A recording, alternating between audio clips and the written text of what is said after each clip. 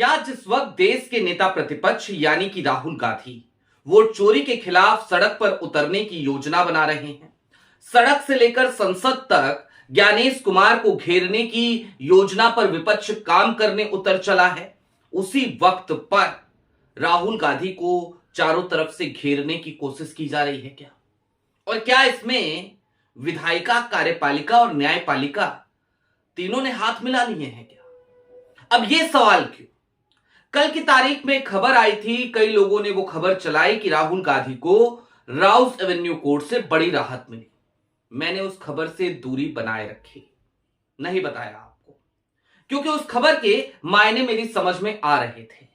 और आज सुबह सुबह फिर एक बड़ी खबर आ गई और समझ में आ गया कि कल वो जो राहत मिली थी वो राहत नहीं थी, वो तूफान आने से पहले की शांति थी।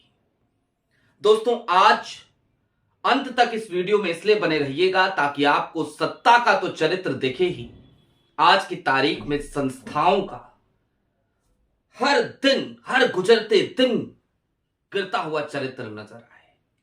नमस्कार, मैं स्वप्निल और आप मुद्दा देख रहे हैं।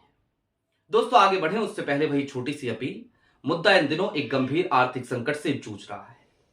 एक तरफ हमारे मेन बैंक अकाउंट फ्रीज चल रहे हैं, तो दूसरी तरफ हमारे 28 साल पुराने चैनल को हमसे लंबे समय तक छीन कर रखा गया था।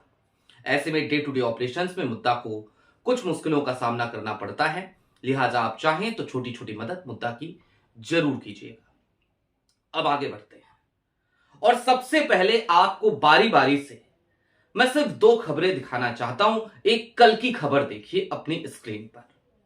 राउस एवेन्यू कोर्ट में सुनवाई टाल दी गई और इसी सुनवाई टाले जाने को कल की तारीख में तमाम लोगों ने कहा कि भाई ये राहत मिल गई है। और किसे मिली है? तो राहुल गांधी को मिली है। अब आज की तारीख की एक खबर आपकी स्क्रीन पर। सोनिया राहुल गांधी की फिर बड़ी मुश्किल। नेशनल हेराल्ड केस में नई एफआईआर दर्ज। और ये एफआईआर कहां दर्ज हुई, कब दर्ज हुई, उस तरफ चले उससे पहले जरा कल वाली खबर को समझ लेते हैं कि कल की खबर में जो लोग कह रहे थे राहत राहत, तो वो राहत क्यों थी। दरअसल दोस्तों, ये नेशनल हेराल्ड का मामला, इसकी सुनवाई 14 जुलाई को बहस पूरी हो चुकी थी। 29 जुलाई फैसला 29 जुलाई तक के लिए सुरक्षित रखा था। विशाल गोगने जज हैं राउस एवेन्यू कोर्ट के स्पेशल बेंच के, उनकी अदालत ये सुनवाई कर रही है नेशनल हेराल्ड की। एक और सुनवाई कर रही है, उसका भी जिक्र करूंगा अभी। उसके बाद 8 अगस्त को कहा कि चलो ठीक है, 29 जुलाई तक के लिए सुरक्षित रखा। उसके बाद कहा 8 अगस्त तक सुरक्षित रखेंगे। 29 को भी फैसला नहीं सुनाया। 8 अगस्त के बाद फिर 29 नवंबर के लिए फैसला टला, यानी कल की तारीख तक के लिए। और फिर कल कह दिया कि हम 16 दिसंबर को अब फैसला सुनाएंगे। लोगों ने कहा यार बड़ी राहत मिली, अब 16 तारीख को फैसला आएगा। फैसला क्या आना है वो भी जान लीजिए।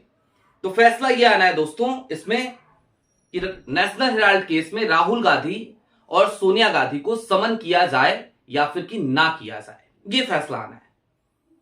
आपने पूरी सुनवाई हो चुकी है, बहस हो चुकी है। अब समन करना है कि नहीं करना है, बस आपको इतना फैसला सुनाना है। माननीय जज साहब, 29 जुलाई से लेके 29 नवंबर तक ये पूरा टाइम बीत गया, और क्यों बीता और इस बीच में क्या खेल हुआ वो आपने खबर देखी ना, कि सोनिया राहुल गांधी की बड़ी मुश्किलें। कल राहत बता रहे थे लोग, आज मुश्किलें बता रहे हैं। ये एफआईआर आज कल में दर्ज नहीं हुई है। ये एफआईआर भी 3 अक्टूबर को दर्ज की गई थी।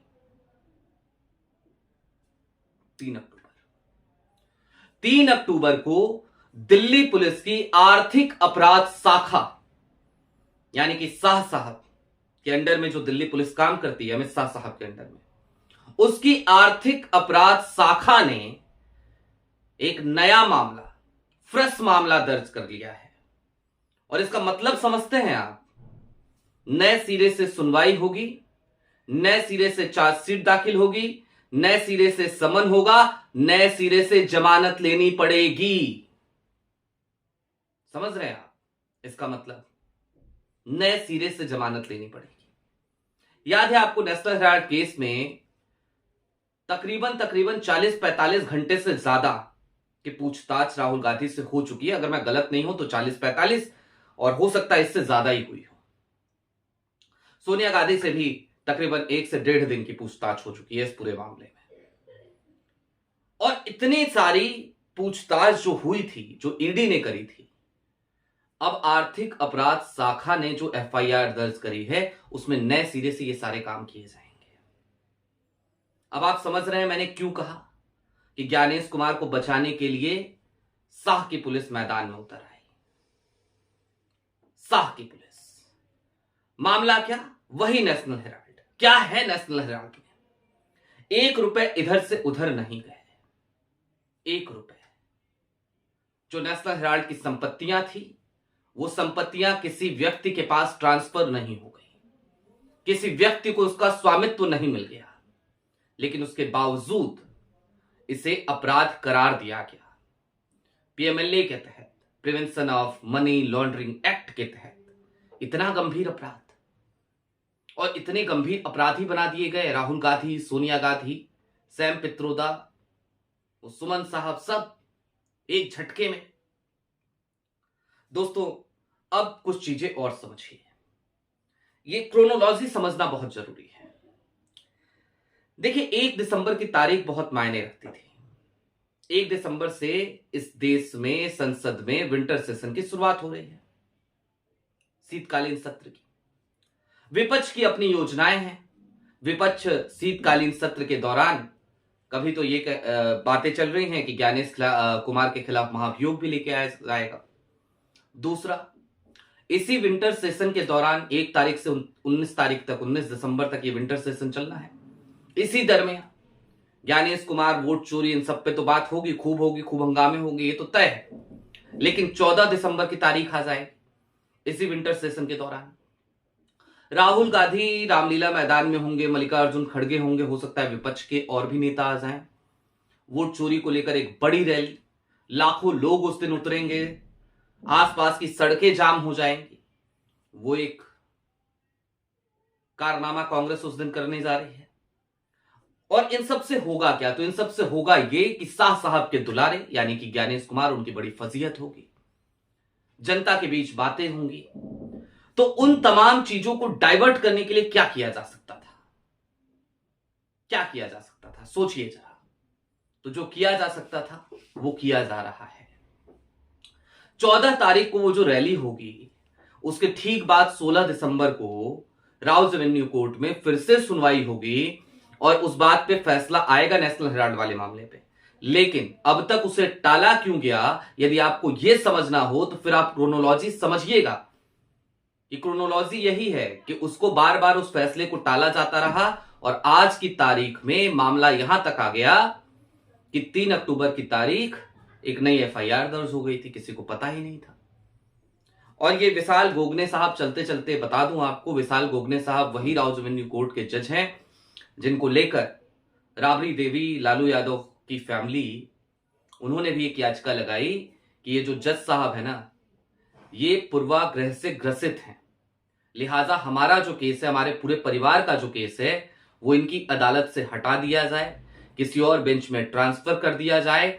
हम नहीं चाहते कि विशाल गोगने हमारी मामले की सुनवाई करें। ये है ना अजीब सी बात। खैर, चलते चलते आसान भाषा में बस एक चीज को समझ लीजिए, और वो ये